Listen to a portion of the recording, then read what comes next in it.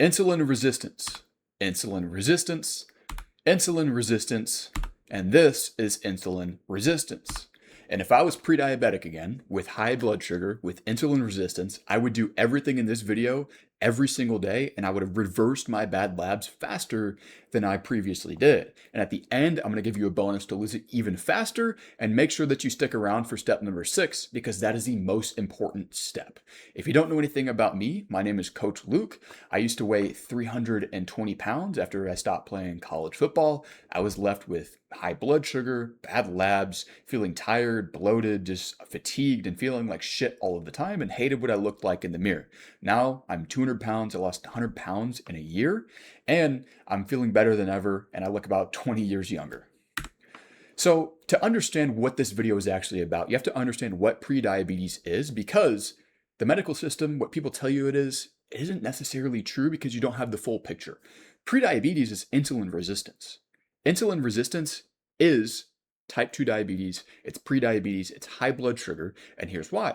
Because your body produces insulin to manage your blood sugar, but if you're insulin resistant, your cells are not opening to receive that blood sugar, because insulin opens your cells to receive blood sugar, you're insulin resistant.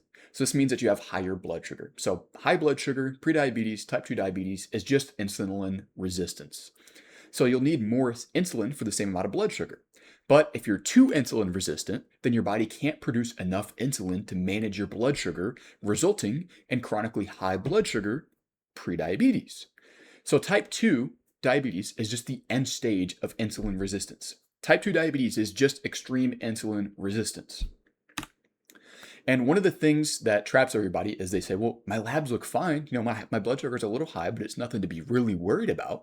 This is the problem though. Fasting glucose, which is your blood sugar, and A1C are years behind your fasting insulin. They're years behind this, and you can predict it years in advance if you just pull that one lab. So the labs that your doctor looks at, they look perfectly fine. Maybe they're a little bit high. Maybe you're just a little bit pre-diabetic. You're out of the reference range, but it's not that bad, right? In reality, you don't have all of the data, because fasting insulin, they can literally pull your fasting insulin, is a true tell of insulin resistance. Because your fasting insulin can be elevated for years before it ever shows up as fasting glucose or A1C. So that's how you catch this way earlier than before. But it's just a very uncommon test. It's not a very common test for doctors to pull. And metformin, GLP-1s, are not solutions for insulin resistance and weight loss. They manage it. They don't fix the actual problems. It's like putting a Band-Aid on a bullet hole. It might manage and stop the bleeding, but you've still got a bullet in you and you still need to handle that. Or it's like when you shut off all the lights in the house if there's an intruder. Sure, you can't see the intruder, he can't see you. That doesn't fix the problem that there's still an intruder in your house. And that's what it's like when you get put on medications to solve your health problems. It manages the problems, it does not fix it at the root. And that's the trap that you're in, is you think that GLP-1s fix these things. They manage it. An actual protocol, like I'm about to give you, will always be the long-term fix, because if you want to be healthy long-term, you have to play the long game. And there's specific, repeatable steps to fixing insulin resistance reliably, and drugs are not a part of that. What actually works is a structured plan here, like I'm about to give you. So not guessing, because you're never going to guess your way into fixing your problems, especially these dangerous health problems like insulin resistance, having metabolic syndrome, having bad labs. And if it was as easy as just everybody says, eat less and move more, why isn't everybody shredded, ripped, and have great labs on paper? Because there's more to it. And it's just a lazy way of saying, well, I don't eat that way, or I don't have time to move. You can do more things than that. You can do better than that.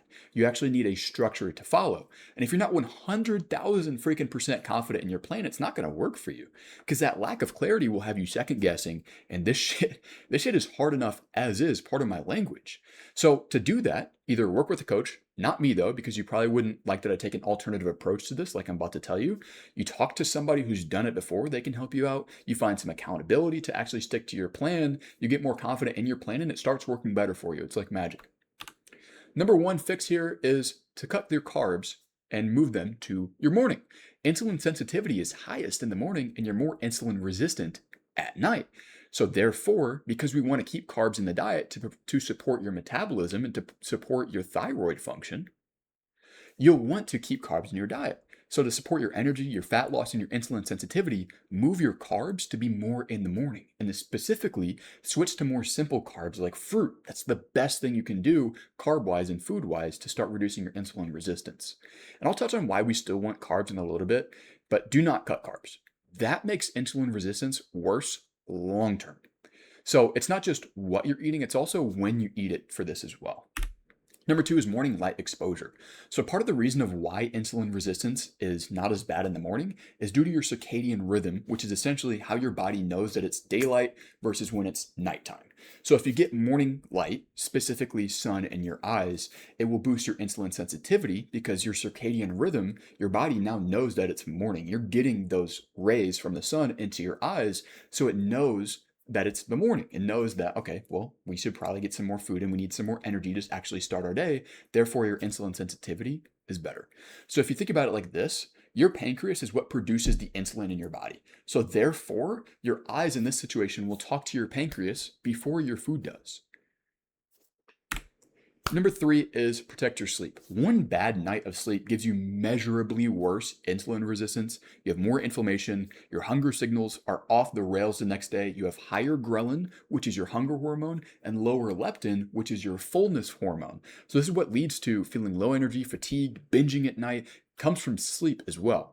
So if you only focus on the things that feel productive, like work, working out, going to do walks, then you wonder why you never feel like being productive in the first place and feel like you're always fighting against yourself. And part of the issue is that when you're overweight, you have a higher chance of having sleep apnea, which is when you just have so much weight on your neck that it just pushes down on your airway and chokes you when you sleep. So that's why you wake up and you feel like absolute dog shit. Bad sleep, like I said, makes insulin resistance measurably worse.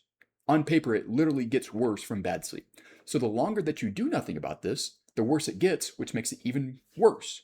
So you're sleeping bad, therefore your insulin resistance gets worse, therefore you put on more fat, therefore you sleep even worse because your sleep apnea gets even worse.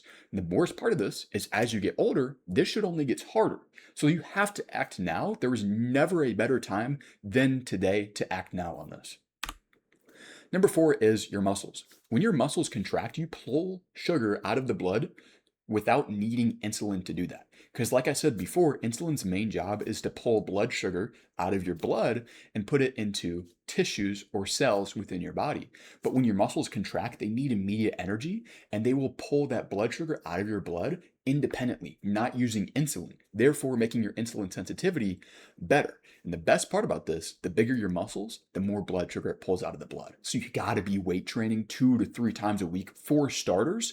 Another thing you can do is go for walks after meals. If you're eating carbs, which you should be, your blood sugar will be elevated after meals. If you wanna pull that out of your bloodstream and make your insulin resistance better, so make you more insulin sensitive, go for a walk because when you flex your quadriceps muscle, like the front part of your leg right above your knee, you will pull blood sugar out of the blood without using insulin, which makes your insulin sensitivity better. Number five, big one here, improve your metabolic flexibility. Your metabolism is at any point either burning glucose, which is just blood sugar, or fats. Now, a healthy metabolism can switch between these modes quite freely and efficiently, and it should. It should. So this is why when you don't provide your body with enough energy in the form of carbs, your metabolism starts running lower. Your thyroid starts downregulating it a little bit. You start feeling a little bit colder. You start feeling a little bit lower energy. It's because you don't have any metabolic flexibility. It's because you're ruining your metabolism by restricting yourself from eating a carbohydrate, which is an essential part of how your body functions. Your body wants to run on carbohydrates, so you cannot cut those out of your diet. And a person with insulin resistance struggles to burn through their fat because they're constantly stuck burning through sugar. So this is the problem. So if you want to make fat loss feel easier and keep it off, the solution isn't to cut sugar out, it's to become metabolically flexible again. Like when you were younger, you could just damn near eat whatever you wanted, you felt like, and you would still feel all right afterwards. You were metabolically healthy. You were metabolically flexible before you went and did chronic dieting for years and years and years to a point where the only way you can feel normal is with totally restricting yourself of carbohydrates. That's not how we're supposed to live. That's not a long-term sustainable fix to this. So you directly feel this metabolic inflexibility as having less energy throughout the day, brain fog, fatigue, sleeping like shit, putting weight on extremely easy, storing a lot of weight in your belly. All of that comes from metabolic inflexibility, and your ability to oxidize or burn blood sugar efficiently directly controls your body composition, which is why we focus so much on carbs. Number 6, most important one, food. No processed sugars 90% of the time. Natural sugars, like those found in fruit, 100% every single day you should be having fruit. The food you eat is exactly why you feel the way that you feel right now. If you eat shit and do if it fits your macros, I promise you, you will feel like it. And nothing throws off a diet or trying to lose weight than feeling like shit. That's what leads you to binge. That's what leads you to have all of these negative overthinking thoughts as you're feeling like shit, wanting to change your plan, but everybody tells you just eat less and move more, and you feel like, well, it's not really working for me because I feel like dog shit. I did the same thing. I lost like 50 pounds by doing that, and all I felt was worse than when I started. I felt terrible doing that. So you have to focus more on sustainable long-term fixes rather than just, if it fits your macros, eating bullshit and saying that it's all right because it fits into a magical app perfectly.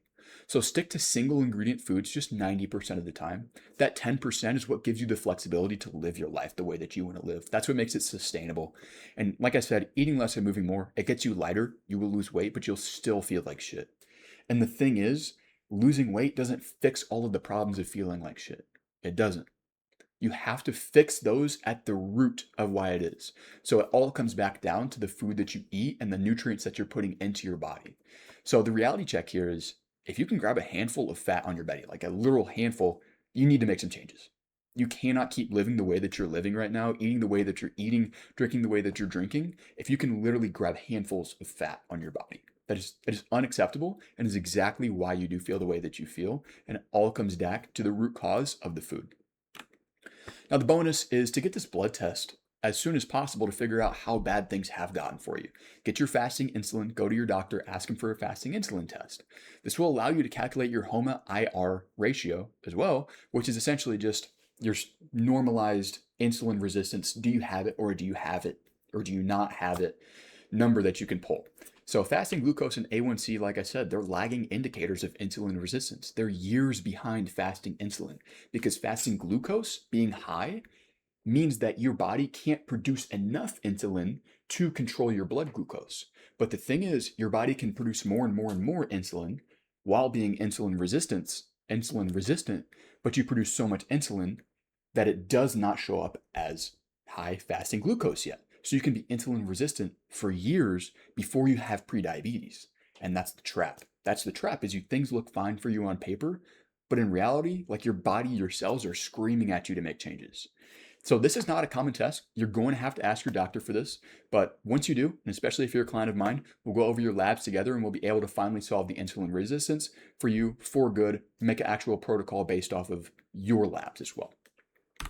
So if you do want some help with all of this, I do offer one-on-one coaching. The link is in the description for that. It'll give you everything. It'll give you the pricing. It'll give you the information, everything you need to actually make the decision. But I promise you, this does not solve itself. If you don't work with me, you have to find an actual long-term sustainable fix for this.